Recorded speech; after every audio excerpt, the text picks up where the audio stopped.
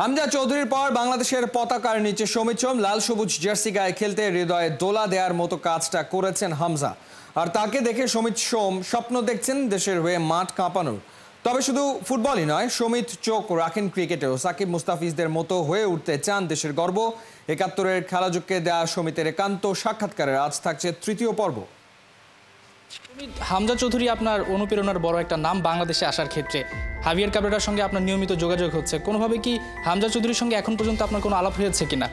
না, কোনো হয় নাই। সে তো অনেক বিজি সিজন ছিল। এদের তো খেলা আছে এভরি ২-৩ দিন, আর এদের তো একটা খুব টাইট কম্পিটিশনের ব্যাটল আছে। সো সে সাথে আর কথা বলা হয় নাই, বাট এক্সাইটেড সে সাথে দেখা করতে। হামজা চৌধুরীও বিগার সিলেট, আপনিও সিলেট, মানে এই ব্যাপারটা খুবই ইন্টারেস্টিং যে দুজনই সিলেটের, অরিজিন হচ্ছে সিলেট। সো সেই ক্ষেত্রে একটা ভালো পার্টনারশিপ মাঠে আমরা দেখতে তো পাবো, এরকম তো আমরা প্রত্যাশা করছি। সে তো খুব বড় খেলোয়াড়, সে তো খুব হাই লেভেলে খেলে। সো আমার জন্য আমি যেভাবে হেল্প করতে পারি শেরকে, আর সে আমরা কিভাবে কমপ্লিমেন্ট করতে পারি যে টিমটা যদি সাকসেস করতে পারে। সো এটা খুব এক্সাইটিং অপরচুনিটি আমার জন্য। শের থেকেও শিখতে, সে কিরকম শের যে এক্সপিরিয়েন্স আছে শের থেকে শিখতে এগুলা। সমিত, আপনার কাছ থেকে যদি এবার একটুখানি শুনি, মানে ফুটবলে আসাটা কেন, কি কারণে, কার অনুপ্রেরণাতে ফুটবলে ক্যারিয়ার গড়ার সিদ্ধান্ত নিয়েছিলেন? জানি না, আমি আসলে ইয়াং বয়স থেকে খেলছি এমনি আনন্দের জন্য। তারপরে ভাবছি স্কলারশিপের জন্য খেলবো, তারপরে স্কলারশিপের থেকে প্রফেশনাল হয়ে গেছি, আর তারপর এখন এখানে আছি, তাই না? বাট আমি তো টিভিতে সবসময় দেখতাম, আমার ২-৩টা খেলোয়াড় আছে যে ভালোবাসি। সেস ফ্যাব্রিগাসকে অনেক ভালোবাসতাম, টনি ক্রোস, লুকা মডরিচ, এরকম। ফুটবলার যদি আপনি না হতেন, এর বাইরে কি অন্য কোনো খেলার দিকে ঝুঁকতেন কিনা?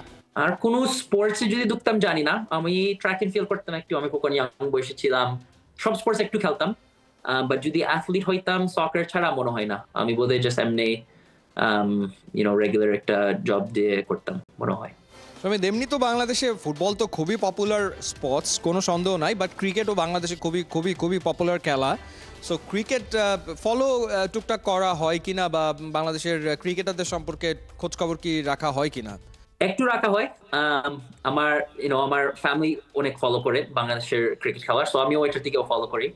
আর সো আমি তো জানি যে কত ভালো খেলোয়াড় আসে বাংলাদেশ থেকে, ক্রিকেট খেলোয়াড়, তাই না? সাকিব আল হাসান তো বড় খেলোয়াড়, লিটন দাস, মুস্তাফিজুর রহমান বোলারটা। সো আমি একটু ফলো করি।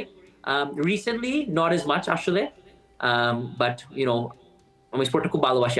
আমার ইচ্ছা আছে শিখতে খেলাটা একটু। আমি তো খেলতে পারি না বেশি ভালোভাবে, বাট আমার এখানে ক্যানাডাতে চেষ্টা করতে চাই। এখানে তো অনেক এখন লিগ আছে, বাংলাদেশি খেলতেছে, সো আমি ওইভাবে জয়েন করতে চাই। আস্তে আস্তে শিখতে চাই কিভাবে খেলতে আনন্দের জন্য। তো কানাডাতে তো ফ্র্যাঞ্চাইজি ক্রিকেটে তো সাকিব আল হাসান খেলছে, তো সেখানে কি সাকিবের সাথে দেখা হয়েছে কানাডাতে?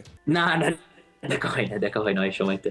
আচ্ছা সমিত, এই যে আমাদের সুলিভান ব্রাদার্স যারা খেলছে, কুইন সুলিভান, কাভান সুলিভান, তারা খেলছে আমেরিকাতে, তারা টপ লিগে খেলছে, মানে তাদের সাথে দেখা হয়েছে কিনা, তাদের সাথে কথা হয়েছে কিনা, সুলিভান ফ্যামিলির কারোর সাথে কখনো কথা হয়েছে কিনা, হয়েছে এখন পর্যন্ত? না, এরকম কথা বলা হয় না। আমি এদের ক্যারিয়ারটা একটু ফলো করছি, আমি কখন বুঝছি যে এরা বাংলাদেশি হেরিটেজ আছে। বাট আমাদের প্যাথস একটু ক্রস হয় নাই, বিকজ আমি যে আমাদের সময় খেলছি এরা একটু পরে আসছে, তাই না? একটু কম বয়স আমার থেকে।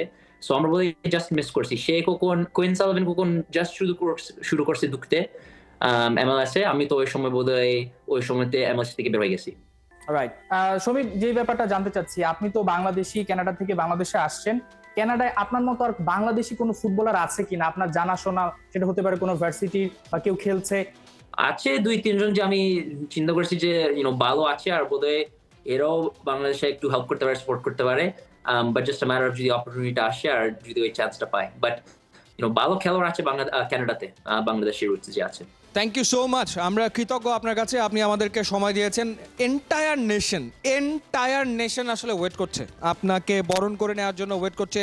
অসংখ্য ধন্যবাদ সমিত আমাদের সাথে যুক্ত হওয়ার জন্য। Thank you so much. Thank you, no problem, very excited.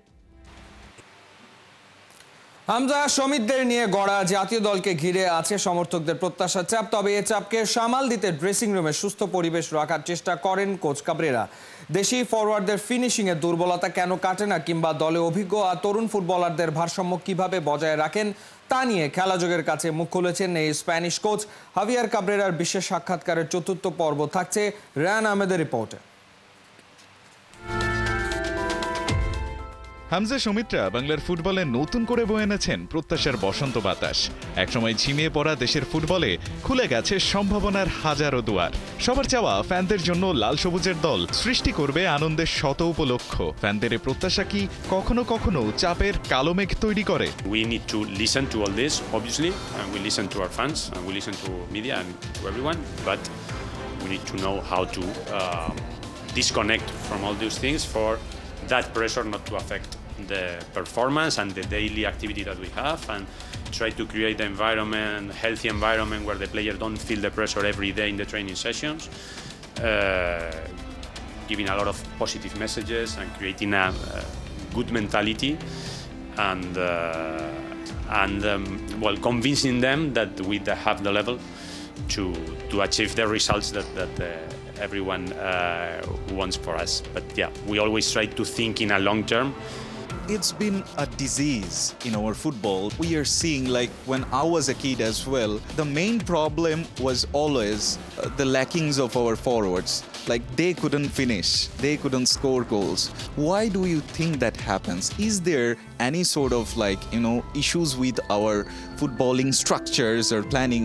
I don't think it's only with, definitely with the scoring capacity, but in the end, it's normal that when there is no a football education system, our youth development plan implemented for many years, in the end, there is lacks of concepts, that have not been trained for a long time, And then what happened is, not only in Bangladesh, in many countries in Asia, is that talented players reach the professional level with a lot of talent, but have not gone through the right educational process. Then there are some lackings, and what happens with other concepts also defensively, and the goal capacity is another one. And then obviously it's also normal, most of the clubs in the league, also not only in Bangladesh, in India, in many countries in Southeast Asia, usually the peak of the clubs for the striker position also usually is a foreigner, which is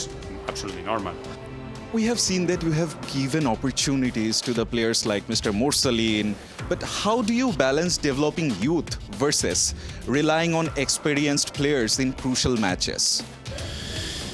Yeah, well, I think it's not easy to make those decisions. Also, I think usually it's not actually the responsibility of the senior national team to develop players. That is the reality. The reality of developing players should come from the clubs. So in the moment we see a very potential player, we try to bring him as soon as possible, to make him feel our environment and our context as soon as possible, to make him have an upgrade in their qualities. So it's really important to find the balance, as you say, especially in key matches.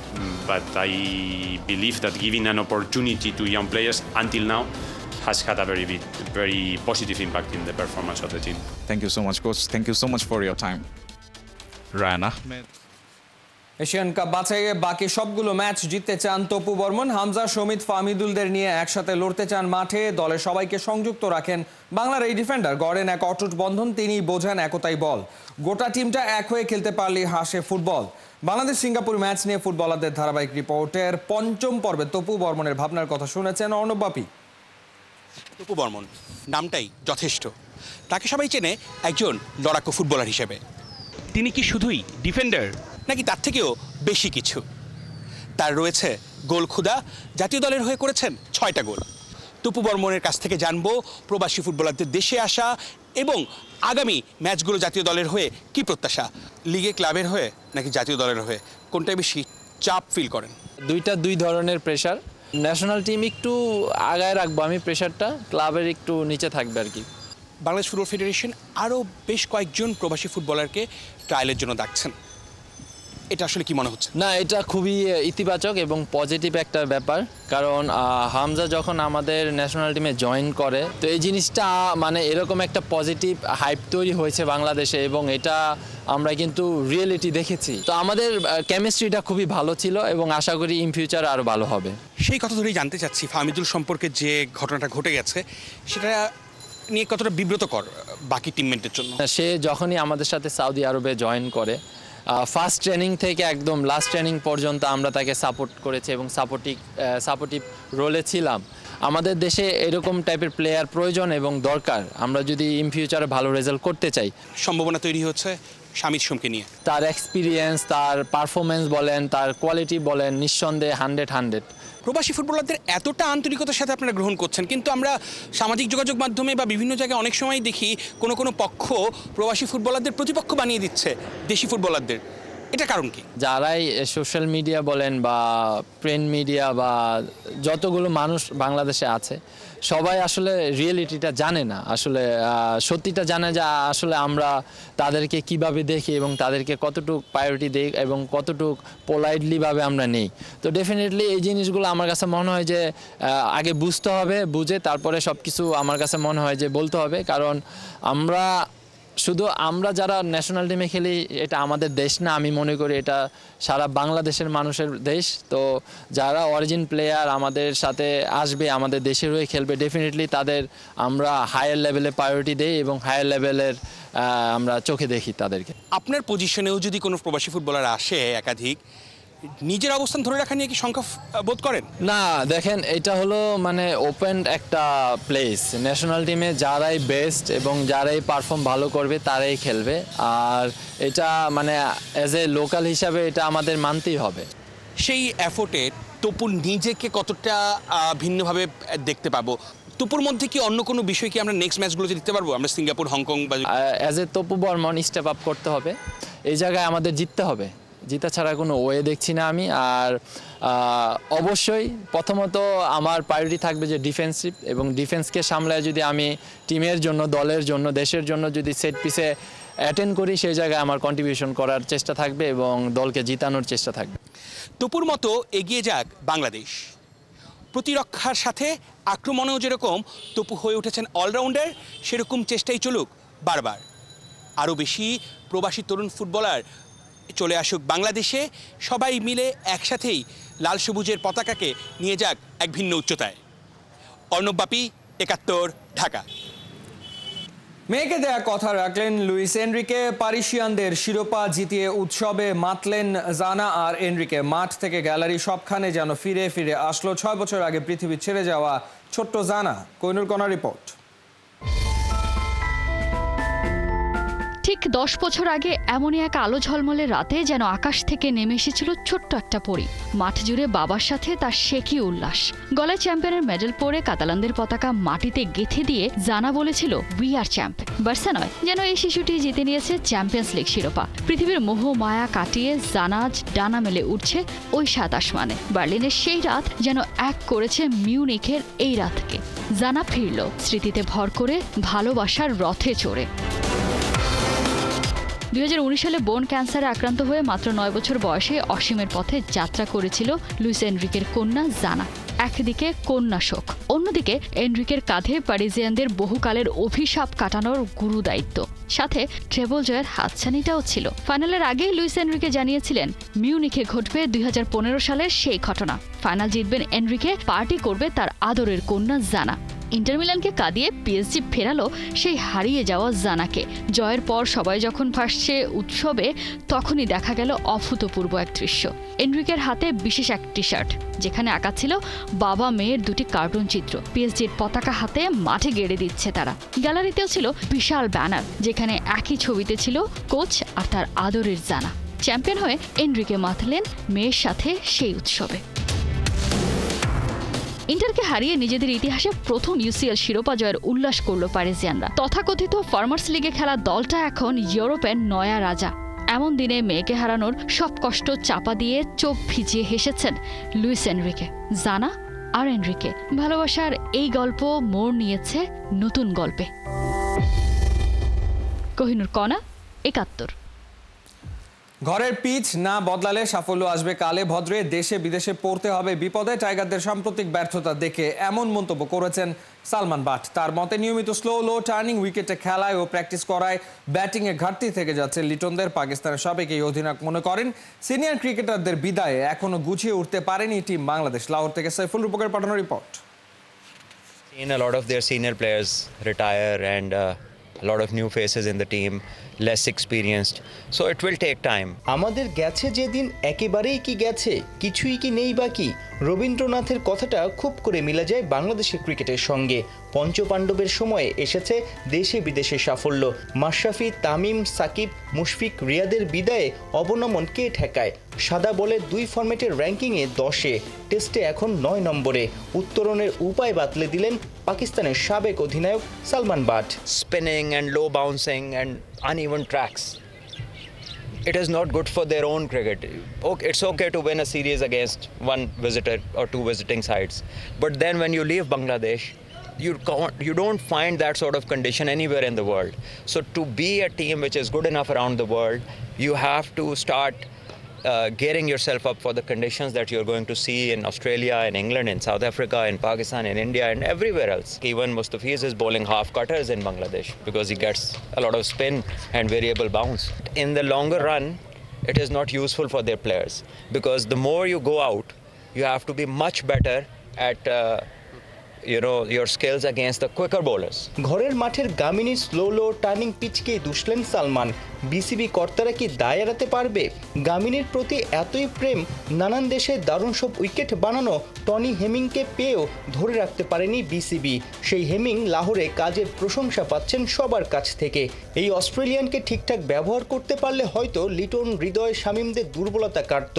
সালমানের মতে ভালো পিচে খেলার অভ্যাস থাকলে 4-6 হাঁকানোর পাশাপাশি strike rotate করার টেকনিকটাও আরো ভালোভাবে আয়ত্তে আসতো। Making an environment where they start to take decisions, where they start to take risks, calculated ones, and where they are good at dominating other teams. What they lack in batting is they don't know how to dominate oppositions. The importance of rotation of strike, the amount of pressure it takes off from the batters and puts the pressure on the fielding side and the bowlers. So strike rotation is very important. বর্তমানে লাহোরে ঘানি institute of ক্রিকেটে director হিসেবে আছেন Salman but. Who was Salman Butt's favorite Bangladeshi cricketer? Tamim Iqbal was a wonderful opener. He was somebody who could win a game. Saifur Rupak, একাত্তর, Lahore, Pakistan. Saqib was a wonderful এই ছিল এই মুহূর্তের খেলাযোগে সরাসরি সংবাদ অনুষ্ঠান দেখতে চোখ রাখুন ৭১-এর ফেসবুক পেজ এবং সাবস্ক্রাইব করুন ৭১-এর ইউটিউব চ্যানেল ৭১-এর সাথে থাকুন।